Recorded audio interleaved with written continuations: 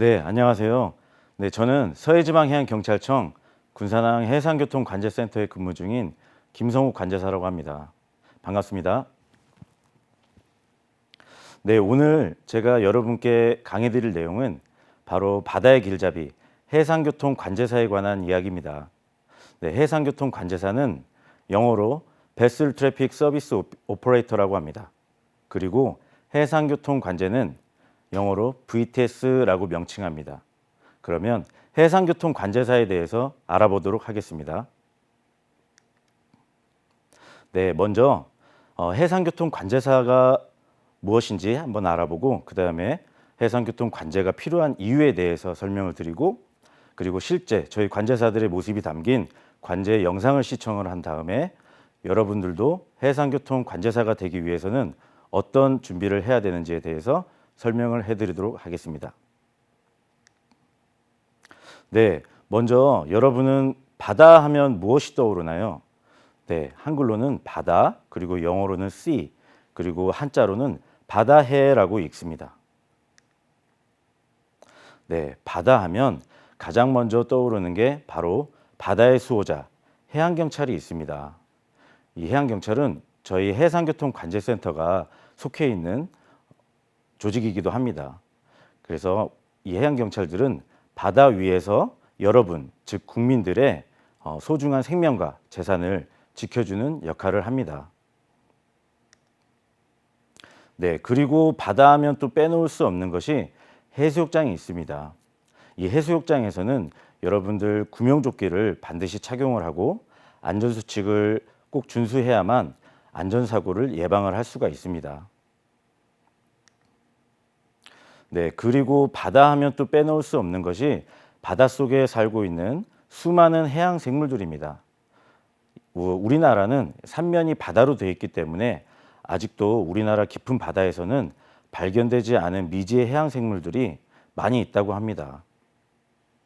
네, 그리고 또 바다 하면 또 빼놓을 수 없는 것이 바로 바닷속에 위치한 해양 자원들입니다. 석유나 가스 같은 해양 자원들은 바로 우리들의 삶을 편하게 해주기 때문에 우리가 꼭 소중하게 아껴 써야 할 자원들입니다. 네, 그리고 또 바다 위에는 이렇게 수많은 선박들이 떠다니고 있습니다. 대표적으로는 컨테이너를 싣고 다니는 컨테이너선, 그리고 곡식이나 곡물이나 원자재를 싣고 다니는 벌크선, 그리고 기름이나 원유를 싣고 다니는 유조선, 그리고 자동차 등을 운반하는 자동차 운반선 등이 있습니다. 이 외에도 목적이나 화물에 따라서 굉장히 다양한 선박들이 존재합니다. 그리고 이러한 대형 선박들은 여러분들이 생각한 것보다 굉장히 크기가 많이 큰데요. 여러분들 축구장 가보셨나요? 이 축구장 한 개의 크기도 굉장히 큰데요. 바로 이 축구장 세 개를 합쳐놓은 것과 같은 크기를 가진 대형 선박들도 있습니다. 그리고 대형 유조선에는 우리나라 국민들이 약 하루 동안 쓸 수 있는 그 원유의 양을 싣고 다닌다고 합니다. 굉장히 크죠? 네, 그러면 이제 해상교통관제사에 대해서 알아보도록 하겠습니다. 네, 지금 보는 화면은 바로 저희 해상교통관제사들이 실제 업무에 임하고 있는 모습입니다. 우리나라에는 약 500여 명의 해상교통관제사가 근무를 하고 있습니다. 굉장히 희귀 직종의 공무원이죠. 그리고 사진과 같이 최근에는 여성 관제사의 비중이 늘어나고 있는 추세입니다. 네, 그리고 우리나라의 VTS의 역사는 1993년 포항으로부터 역사가 시작되었습니다. 그리고 세계의 VTS를 알아보면 영국이나 네덜란드 같은 선진국의 VTS는 이미 우리나라보다 20년, 30년은 먼저 관제 서비스를 제공했다고 합니다. 그래서 우리나라의 해상교통 관제사들은 지금도 이런 선진국의 VTS와 활발하게 교류해서 선박들에게 수준 높은 관제 서비스를 제공하기 위해서 각고의 노력을 하고 있습니다. 네, 지금 보는 화면은 바로 저희 군산항 해상교통관제센터가 관할하고 있는 관제 구역입니다.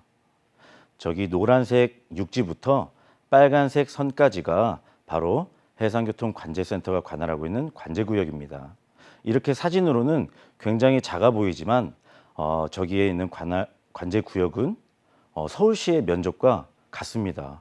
굉장히 크죠, 여러분? 네, 그러면 여러분 관제가 필요한 이유는 무엇일까요? 네, 간단히 얘기해서 해상교통 관제가 필요한 이유는 선박들이 우리나라의 소중한 바다에서 사고가 나는 것을 예방하고 해양 환경이 발생하는 것을 예방하는 데에 목적이 있습니다. 네, 관제가 필요한 이유를 알기 전에 먼저 관제 대상 선박과 비관제 대상 선박을 알아야 합니다. 네, 관제 대상 선박은 말 그대로 저희 해상교통관제센터의 지시나 통제에 따라야 하는 선박들을 얘기하는 것이고, 비관제 대상 선박은 해상교통관제센터의 지시나 통제에 따르지 않아도 법적으로는 문제가 없는 선박들을 이야기합니다. 그러면 관제 대상 선박에는 어떤 선박들이 있는지 한번 알아보도록 하겠습니다. 네, 먼저 관제 대상 선박에는 여러분들도 잘 아는 바로 여객선들이 있습니다. 이 여객선에는 승객이나 승무원들이 많이 타고 있습니다. 그래서 저희 해상교통관제센터에서도 이러한 여객선들은 고위험군 선박으로 관리를 하고 있습니다. 그 이유는 사람의 생명이 최우선시 돼야 되기 때문입니다.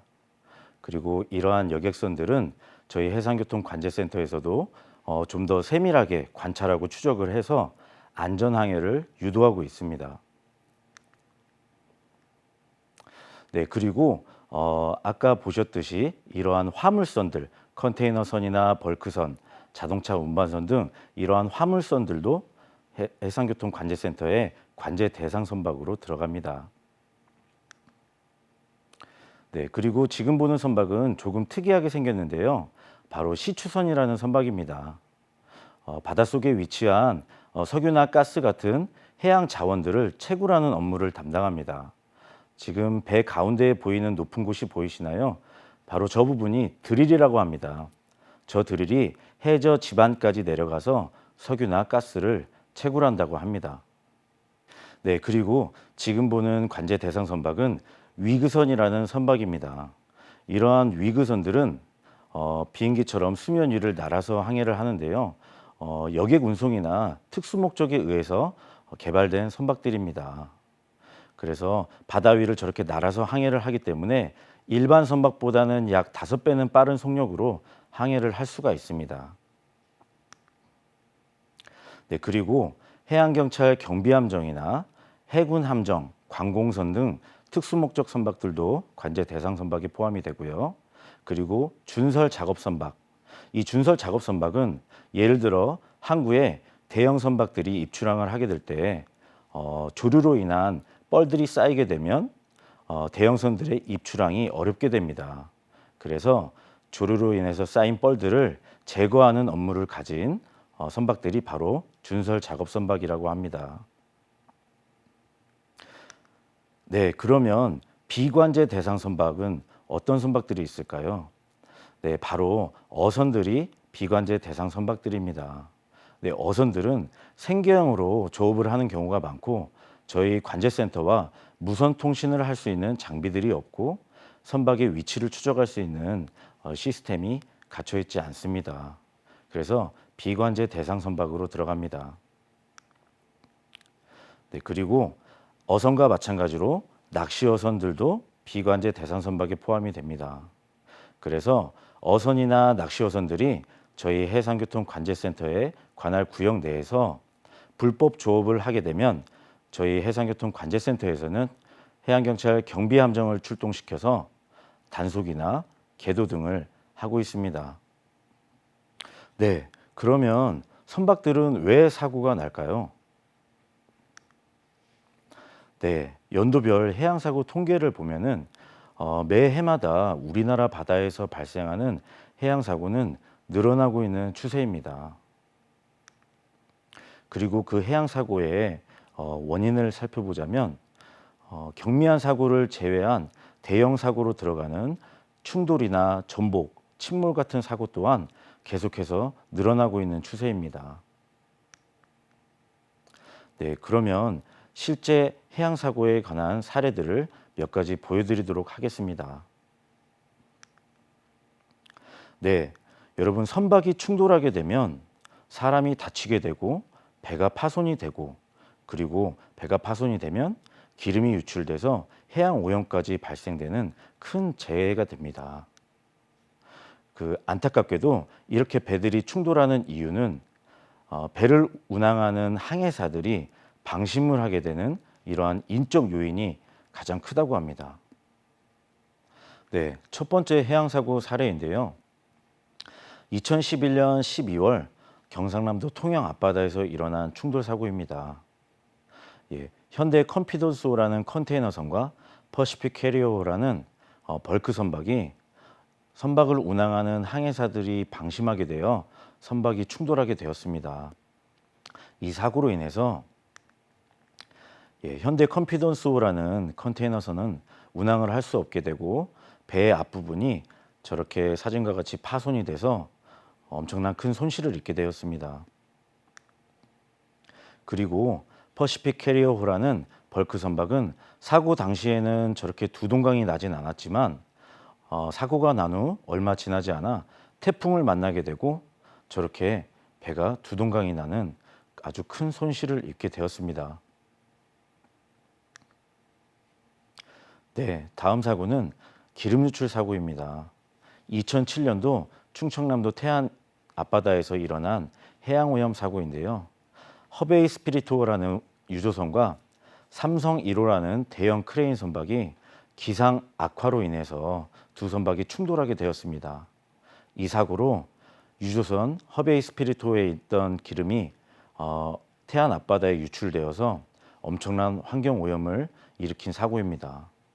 이 당시에는 우리나라 국민들 대부분이 충남 태안으로 자원봉사를 와서 이 유출된 기름을 수거했었던 그런 기억이 있습니다. 네, 다음 사고는 화재 사고입니다. 배에서는 저렇게 원인 미상의 화재들이 발생하기도 합니다. 우리나라 국적선인 저 배는 컨테이너에서 옮겨 붙은 배가 배 전체를 타버리게 한 아주 대형 사고였습니다. 네, 다음 사고는 2014년에 발생한 바로 세월호 사고입니다. 이 여객선 세월호는 무리하게 선체를 증축을 하고 화물을 과적을 해서 배가 전복이 되게 되고 이 전복된 배가 침몰까지 해서 아주 수많은 희생자를 낳게 한 다시는 일어나서는 안 되는 사고였습니다. 네, 그리고 선박들은 이렇게 선체가 결함이 된 상태에서 기상 악화 상황을 만나게 된다면 저렇게 배가 파손이 되어서 두 동강이 날 뻔한 상황이 있기도 합니다. 그리고 선박들은 응급환자가 발생을 할 수도 있습니다. 이렇게 우리나라 앞바다에서 응급환자가 발생할 경우에는 해양경찰 헬기가 출동을 해서 응급환자를 호송하기도 합니다. 네, 그러면 이제 실제 관제사들이 관제하는 영상이 담긴 동영상을 시청해 보겠습니다.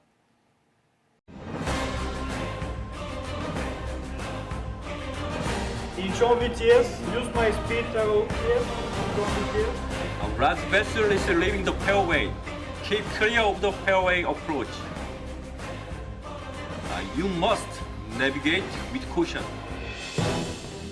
언제나 우리 곁에 바다 지킴이 VTS 베슬 트래픽 서비스. 1995년 시 프린스호 사고, 2007년 허베이 스프리토 사고, 2014년 진도 세월호 사고.